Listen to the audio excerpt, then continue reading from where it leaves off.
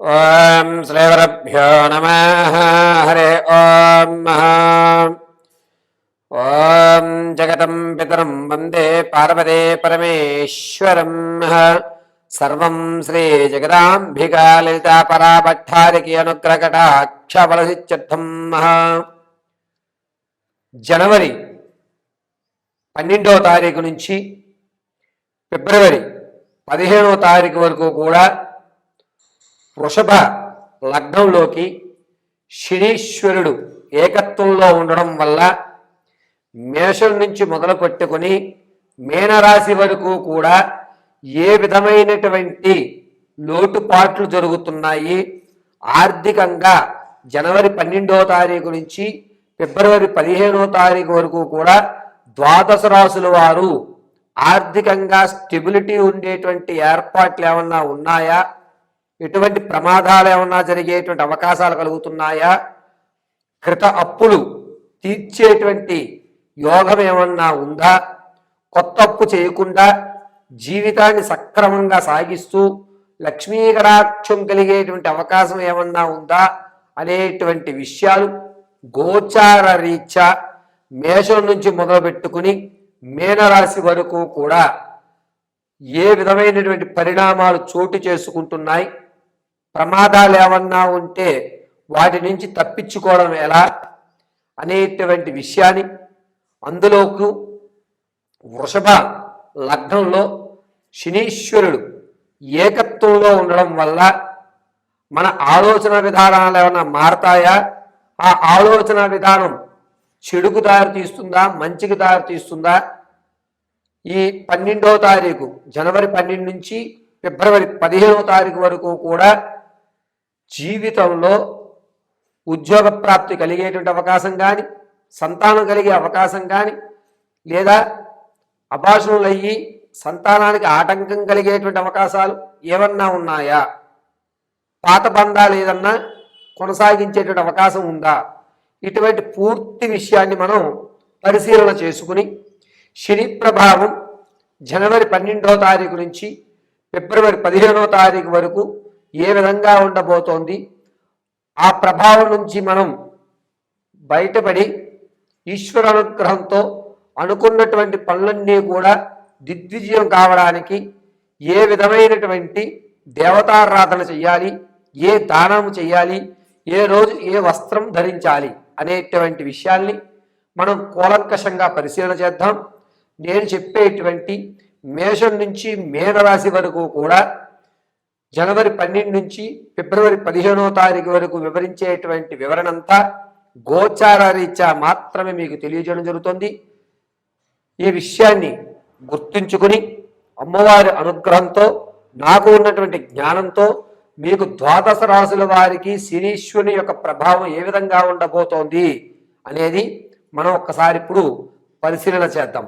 మంగళం మహత్.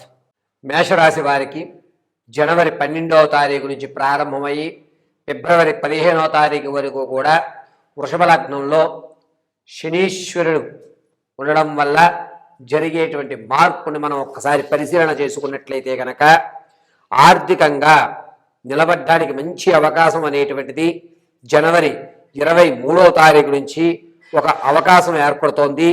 అంటే గోల్డెన్ ఛాన్స్ అని చెప్పడానికి ఉండదు, కానీ మీరు ఆర్థికంగా స్థిరత్వం ఏర్పరచుకోవడానికి, అంటే ఒక రూపాయికి ఇంకొక రూపాయిని ఏ విధంగా యాడ్ చేసుకోవాలి అనేటువంటి వాతావరణము, దానికి సంబంధించినటువంటి కొత్త పరిచయాలు, దీనివల్ల పర్వాలేదు నేను కూడా ఈ 2026లో ఖచ్చితంగా నిలబడగలుగుతున్నాను యొక్క ఆత్మవిశ్వాసము ఖచ్చితంగా 26వ తారీఖు నుంచి 29 మధ్యలో ఈ మేషరాశి వారికి లభిస్తోంది.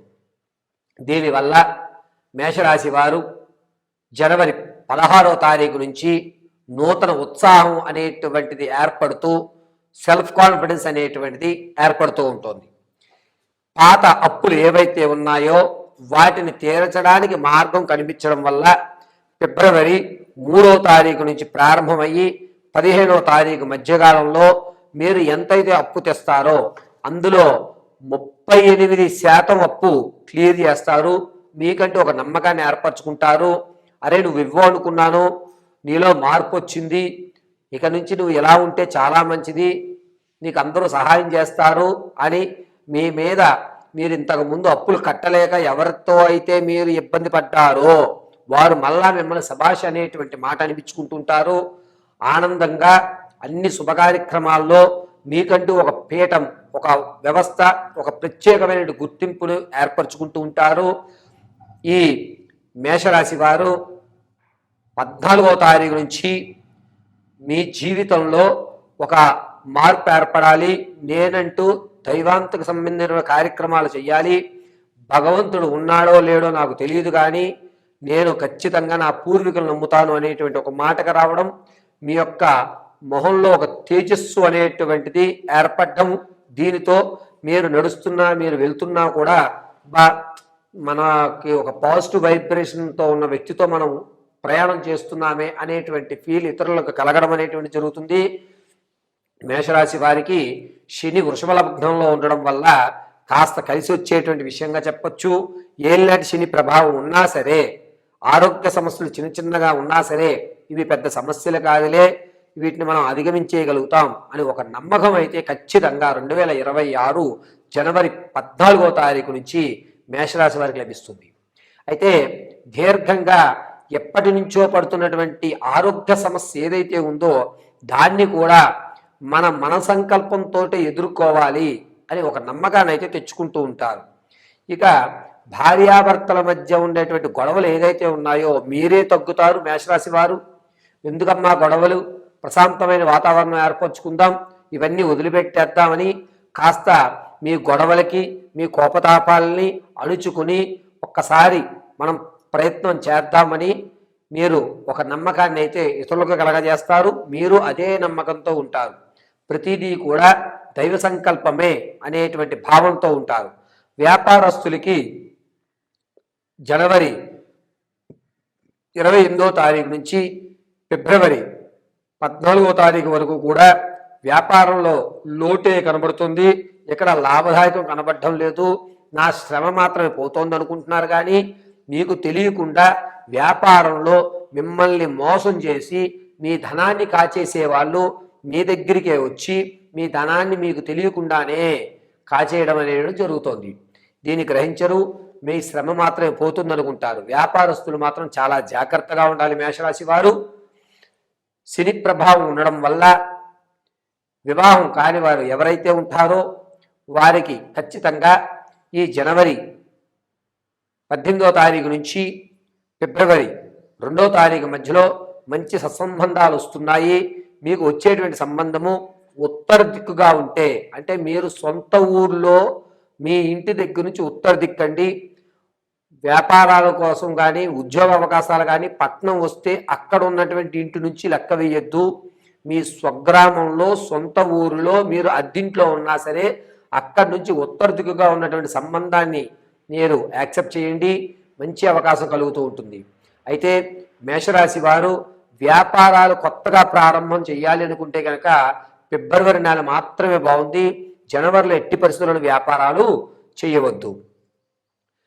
విద్యార్థులు కూడా కలిసి వచ్చేటువంటి అవకాశం ఫిబ్రవరి 8వ తారీఖు నుంచే వస్తుంది. కాబట్టి విద్యార్థులు మర్చిపోతున్నాము, చదివింది గుర్తుండట్లేదు అనేటువంటి అధైర్యపడవలసిన అవసరం లేదు. ఫిబ్రవరి 8 తర్వాత నుంచి కూడా మీకు మంచి కాలం కలిసి వచ్చేటువంటి అవకాశాలు కనబడుతున్నాయి. ఇక ఇప్పటి వరకు కూడా మనం మేషరాశి వారిని గోచార రీత్యా చెప్పుకున్నాం. మీ వ్యక్తిగతమైన జాతకాన్ని తెలుసుకోవడానికి కింద స్క్రోల్ అవుతున్న నెంబర్ని సంప్రదించి మీ date of birth, time, place of birth ఆధారంగా మీ పూర్తి జాతకాన్ని తెలుసుకోండి. అయితే ఈ మేషరాశి వారు జనవరి 12వ తారీఖు నుంచి ఫిబ్రవరి 15వ తారీఖు వరకు కూడా ప్రతిరోజు రుద్రాక్షమాలతో ఓం అగ్నిరుద్రాయ దేవాయ నమః, ఓం అగ్నిరుద్రాయ దేవాయ నమః అనేటువంటి మహామంత్రాన్ని పఠించుకుని భస్మాన్ని ధరించండి. సోమవారము, మంగళవారము, అదేవిధంగా ఆదివారము ఈ 3 రోజులు కూడా తెల్లటి వస్త్రాన్ని ధరించండి. పరమేశ్వరి కటాక్షంతో, శనీశ్వరుని అనుగ్రహంతో మీ యొక్క మనోవాంఛలు తీరుతాయి.